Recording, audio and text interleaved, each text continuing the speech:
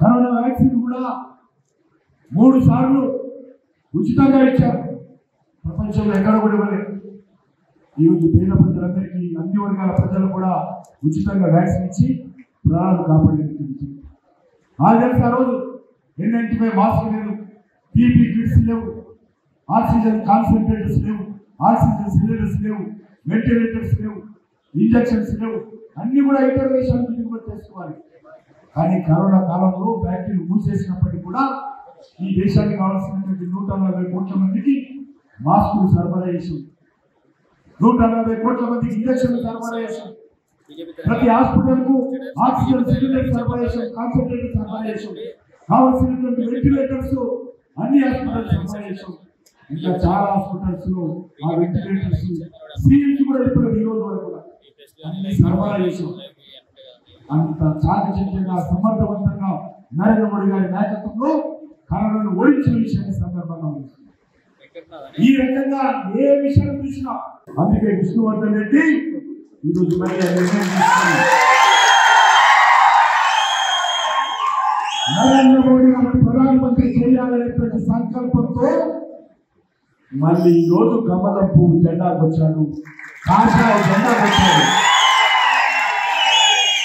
ఈరోజు అనుభవం గెలిపించాలనే లక్ష్యంతో మళ్ళీ కమలం పువ్వు జెండాకు వచ్చాడు, కాషాయ జెండాకు వచ్చాడు. కాబట్టి నేను విష్ణువర్ధన్ వారితో పాటు చేరుతున్నటువంటి మిత్రులందరినీ నేను మనస్ఫూర్తిగా భారతీయ జనతా పార్టీలో హృదయపూర్వకంగా స్వాగతం పలుకుతా ఉన్నాను. వందలాది మంది సామర్థ్యంలో వాళ్ళ మద్దతుదారులతో 3,000 మందితో ఈరోజు బీజేపీలో చేరుతున్నారని విష్ణువర్ధన్ చెప్పారు. కాబట్టి చేరుతున్నటువంటి ప్రతి కార్యకర్త కూడా ఒక సైనికుడిగా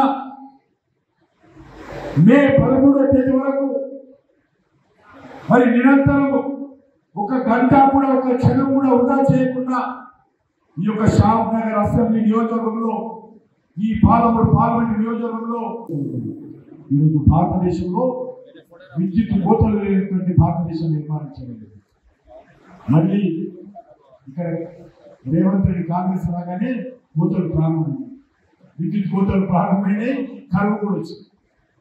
ఎక్కడెక్కడైతే బీజేపీ ప్రభుత్వాలు ఉన్నాయో అక్కడ విద్యుత్ కోత లేకుండా అద్భుతంగా ఇక్కడ విద్యుత్ అందిస్తా ఉన్నాం. ఎక్కడైతే కాంగ్రెస్ పార్టీ అధికారం ఉందో అక్కడ కరెంట్ కోతలు ఉంది.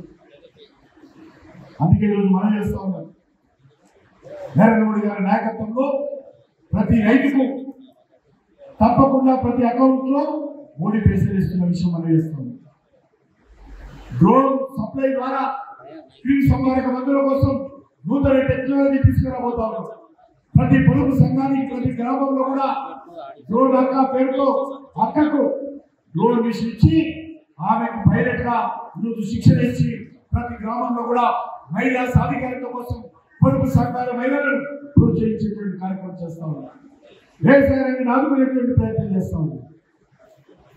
అంతేకాకుండా ఒక ఎకరానికి సంవత్సరానికి 2 పంటలు ప్రపంచమంతా కూడా అనేక కారణాలతో రైతుల సంబంధించినటువంటి ఎరువులు వాడతారు వ్యవసాయానికి విపరీతంగా పెరిగాయి. కానీ పెరగైనటువంటి దేశం ఒకటే, అది భారతదేశము. పెంచకుండా సబ్సిడీ ఇస్తున్నటువంటి నాయకుడు ఒక్కడే నరేంద్ర మోడీ సందర్భంగా ఒక ఎకరానికి మీరు బ్యాగ్ మీద లెక్క చేయండి. ఎరువులు వాడేటువంటి యూరియా బ్యాగ్ కావచ్చు, డిఏపి బ్యాగ్ కావచ్చు, దాని మీద రాసుంటారు. ఒరిజినల్ కాస్ట్ ఎంత, రైతులు ఇస్తున్నది ఎంత, కేంద్ర ప్రభుత్వ సబ్సిడీ ఎంత రాస్తాము. అన్ని బ్యాగుల మీద రాస్తున్నాం. ఒకసారి మీరు ఇంటికి వెళ్ళిన తర్వాత రైతులు ఎవరైనా మీ బ్యాగ్ చూడండి, మీరు లెక్క చేయండి. 2 పంటలకు ఒక ఎకరానికి సంవత్సరానికి 18,000 రూపాయలు రైతులకు లాభం జరిగే విధంగా కేంద్ర ప్రభుత్వం ఖర్చు భరిస్తూ నువ్వు ఎరువులు అందజేస్తారు. దేశమంతా కరెంటు కొరత ఉంటే హోమ్ మినిస్టర్లో ఎంఓఎస్ కావాలని అంశం అడిగారు. ఆ రోజు ప్రచారం జరిగింది. ఇండియాలో కరోనా వస్తే 50 సంవత్సరాల పైన కూడా బతుకు, 50 కోట్ల మంది చనిపోతారు, 60 కోట్ల మంది చనిపోతారు. అనేక రకాలుగా భయపెట్టించారు ఇంటర్నేషనల్ వాళ్ళు. పెద్ద పెద్ద ఆర్థిక నిపుణులు, వైద్య శాస్త్ర నిపుణులు, విశ్లేషకులు ప్రచారం చేశారు. నిజంగా భయపడ్డాం.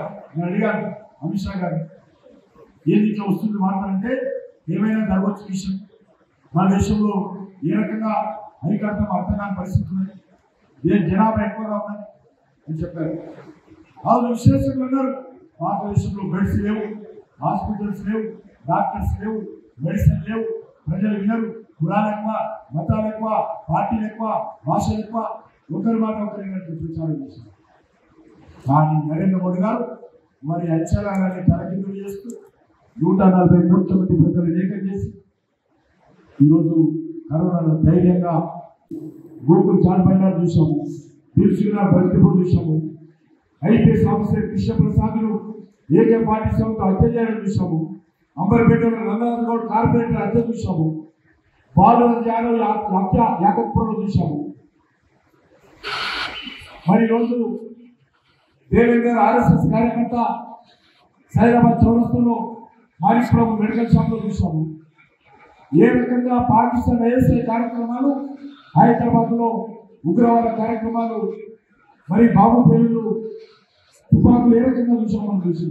ఇక హైదరాబాదే కాదు, నల్గొండలో చూసిన, బెంగళూరులో, నిర్మల్లో, సంగారెడ్డిలో, ఈ రకంగా దేశం అంతా కూడా అన్ని నగరాల్లో తన బలాన్ని పెంచుకొని ఏజెంట్లను ఏర్పాటు చేసుకొని ఏ రకంగా ఉగ్రవాద కార్యక్రమాలు తీసుకున్నామని విషయం. ఒక జమ్మూ కాశ్మీర్లోనే స్వాతంత్రం వచ్చిన తర్వాత సుమారు 46,000 మందిని సైనికంగా శక్తివంతంగా భారతదేశం అధిగమించడం తీసుకోండి. భారతదేశాన్ని ప్రపంచంలో ఒక గౌరవ స్థానంలో ఏ రకంగా తీసుకొచ్చారో చూడండి.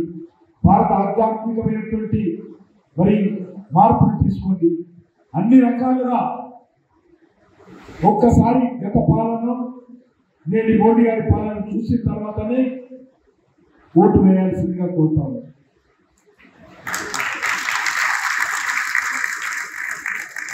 గతంలో ఏ రకంగా పాకిస్తాన్ ISI కార్యక్రమాలు ఈ దేశంలో జరిగేది, అన్ని నగరాలలో తన బలాన్ని విస్తరించుకొని అన్ని నగరాలలో తమ ఏజెంట్లను ఏర్పాటు చేసుకొని పాకిస్తాన్ వేల కోట్ల రూపాయలు భారతదేశానికి పంపిస్తూ ఈ దేశం ఆర్థిక వ్యవస్థను చిన్నాభిన్నం చేయాలని, ఈ దేశం సమగ్రత సమైక్యతను దెబ్బతీయాలని ఆటలు ఆడుతుంది.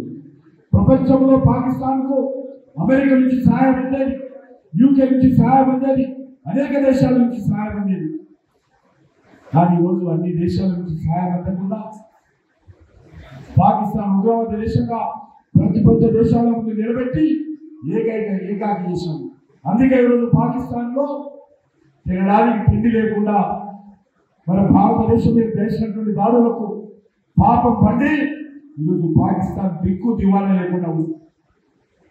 పాకిస్తాన్ లేవలేనటువంటి పరిస్థితుల్లో ఈరోజు నరేంద్ర మోడీ గారు గమనించారు. ఈరోజు రొట్టె ముక్క కొట్టుకు చేస్తున్నారు పాకిస్తాన్. చివరకు మన మీద కోపంతో చైనా లాంటి దేశం సహాయం తప్ప పాకిస్తాన్కు మరెవరు కూడా సహాయం అందించింది. అటువంటి పరిస్థితుల్లో ఈరోజు నరేంద్ర మోడీ గారి నాయకత్వంలో దేశంలో ఏ రకంగా దేశం కొత్తగా ప్రధానమంత్రి అయినప్పుడు పాత అందులో మరి మీ భాగస్వామ్యం కూడా ఉండాలి, మీ కష్టం కూడా ఉండాలి, మీ శ్రమ ఉండాలి, మీ యొక్క ప్రతినిధి కూడా నరేంద్ర మోడీ గారు ప్రధానమంత్రి ఎన్నికల్లో ఇక్కడ ఉన్నటువంటి ప్రజలు కూడా భాగస్వాములు కావాలని కోరుతారు. ఈ దేశ అభివృద్ధిలో పాలమూరు ప్రజల యొక్క భాగస్వామ్యం కూడా ఉండాలి. అందుకే కోరుతా ఉన్నాను, వచ్చేటువంటి 5 సంవత్సరాలు నరేంద్ర మోడీ గారి నేతృత్వంలో అనేకమైనటువంటి విప్లవాత్మకమైనటువంటి నిర్ణయాలు తీసుకోబోతున్నాము. దేశంలో అనేక మార్పులు తీసుకొస్తాము. దానికి మీరందరూ సిద్ధంగా ఉన్నారని అడుగుతాము. మీరందరూ సిద్ధంగా ఉన్నారా? మీరు భాగస్వాములు అవుతారా? మీరు దానికి సిద్ధమేనా? మీరు ఎంపీని గెలిపిస్తారా? మరొకరిని గెలిపిస్తారా? మోడీ గారు ప్రధానమంత్రిగా భాగస్వాములు అవుతారా? మంత్రులే జైలుకెళ్ళారు. కాంగ్రెస్ అంటే కరప్షన్, కరప్షన్ అంటే కాంగ్రెస్. ఆ పరిస్థితుల్లో మోడీ గారు వచ్చారు. మోడీ గారు 9 సంవత్సరాలు అయింది. మోడీ గారిని అనేక రకాలుగా విమర్శిస్తాం కొంతమంది. మా ప్రత్యర్థులు కావచ్చు, క్రిటిక్స్ కావచ్చు, వ్యతిరేకించేటువంటి పార్టీలు కావచ్చు, కానీ ఎవ్వరు కూడా నరేంద్ర మోడీ గారి ప్రభుత్వం అవినీతి ప్రభుత్వంలో, నరేంద్ర మోడీ గారి అవినీతి పనుల్లో ఈ ఒక్కరు కూడా నాకు ఎందుకంటే అంత కఠినంగా అవినీతి మీద నరేంద్ర మోడీ గారి ప్రభుత్వం పోరాటం చేస్తుంది కాబట్టి ఈరోజు దేశ ప్రజల్లో ఆ పేరు సంపాదిస్తుంది.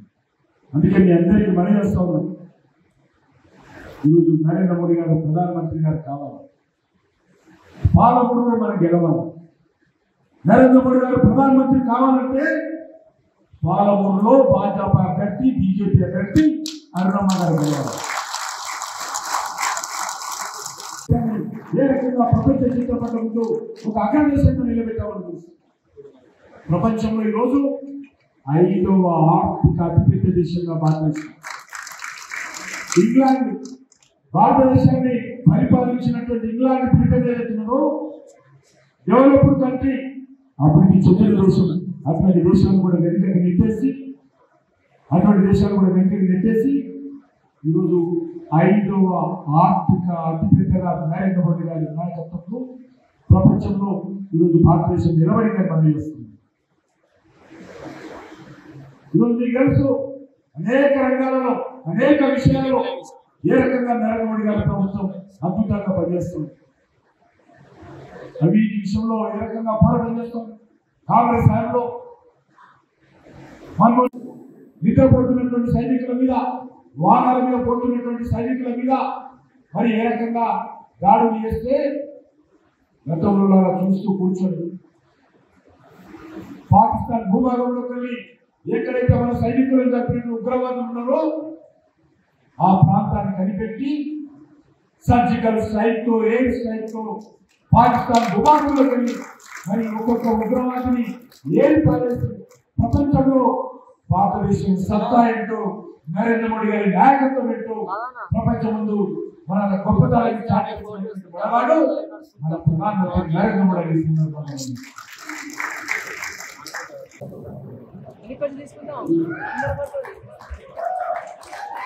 కృష్ణా పవిత్ర మండలి సీనియర్ నాయకుడు కృష్ణా లక్ష్మణ్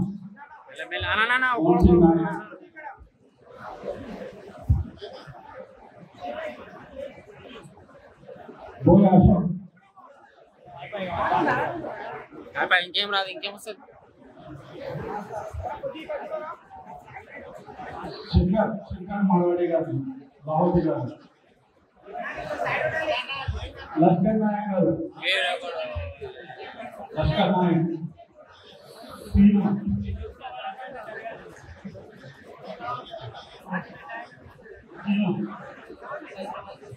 కాటన్ రాజు, మహేందర్ రెడ్డి, మాజీ మండల అధ్యక్షుడు, శ్రీనివాస్,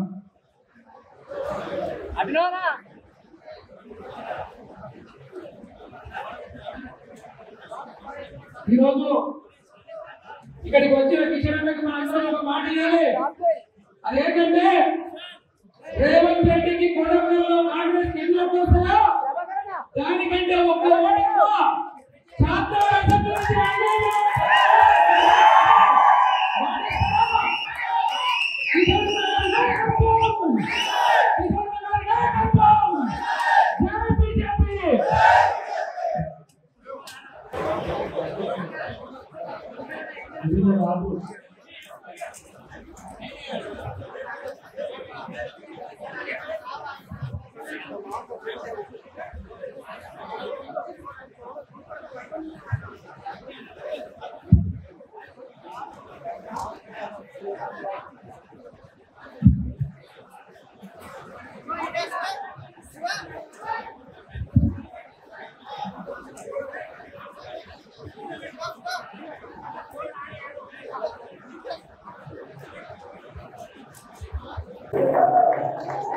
కృష్ణా పవిత్ర మండలి సీనియర్ నాయకుడు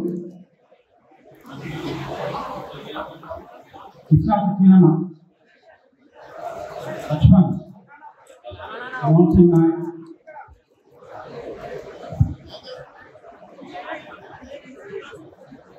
భూయాసం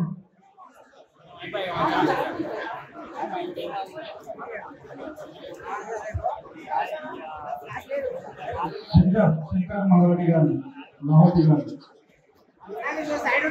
ఈరోజు అరుణమ్మను గెలిపించాలనే లక్ష్యంతో మళ్ళీ కమలపు జెండాకు వచ్చాడు, కాషాయ జెండాకు వచ్చాడు. కాబట్టి నేను విష్ణువర్ధన్ వారితో పాటు చేరుతున్నటువంటి మిత్రులందరినీ నేను మనస్ఫూర్తిగా భారతీయ జనతా పార్టీలో హృదయపూర్వకంగా స్వాగతం పలుకుతా ఉన్నాను. వందలాది మంది సాదృశ్యంలో వాళ్ళ మధ్యకారులతో 3,000 మందితో ఈరోజు బీజేపీలో చేరుతున్నారని విష్ణువర్ధన్ చెప్పారు. కాబట్టి చేరుతున్నటువంటి ప్రతి కార్యకర్త కూడా ఒక సైనికుడిగా మే 13వ తేదీ వరకు మరి నిరంతరం ఒక గంట కూడా ఒక క్షణం కూడా వృధా చేయకుండా ఈ యొక్క షాద్ నగర్ అసెంబ్లీ నియోజకవర్గంలో ఈ పార్లమెంట్ నియోజకవర్గంలో నరేంద్ర మోడీ గారి నాయకత్వంలో భారతీయ జనతా పార్టీకి అరుణమ్మ గారికి మెజార్టీ తీసుకొచ్చే విధంగా మీరందరూ కూడా సమావేశం. సో దాంట్లో పాల్గొనడానికి కిషన్ రెడ్డి గారు వచ్చిందని ముఖ్య అతిథిగా, దాంట్లో అక్కడ ప్రోగ్రామ్ ఆలస్యం కూడా ఇక్కడ రావడానికి కూడా ఆలస్యమైంది. మరి పెద్ద ఎత్తున ఈరోజు తిరిగి సొంత ఇంటికి చేరుకున్నటువంటి కార్యకర్తలకు అందరికీ కూడా స్వాగతం సుస్వాగతం తెలియజేస్తాము.